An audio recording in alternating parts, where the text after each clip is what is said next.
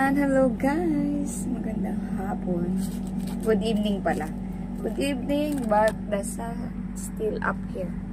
Maliwanag pa rin dito sa Hong Kong. Alas 7 na. Siguro few minutes. Yeah. 9 minutes before 7. So we're trying another drink. Ito lang yung milk tea natin ngayon because nagtitipid tayo.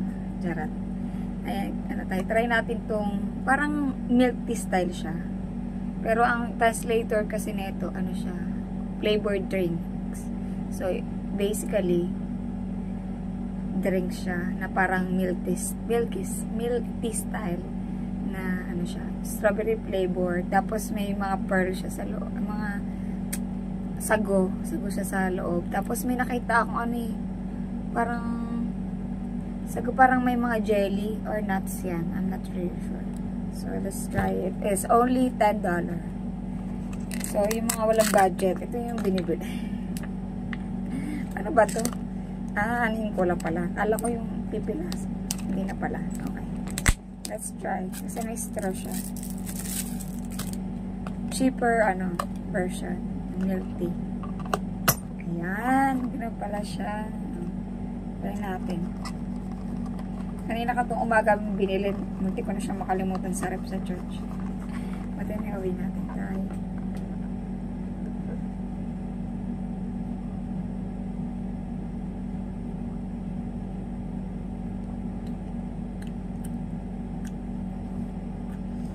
Hindi siya milk tea.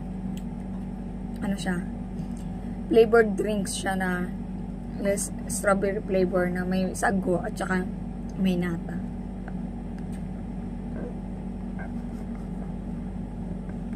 Masarap din ni fairness. Masarap.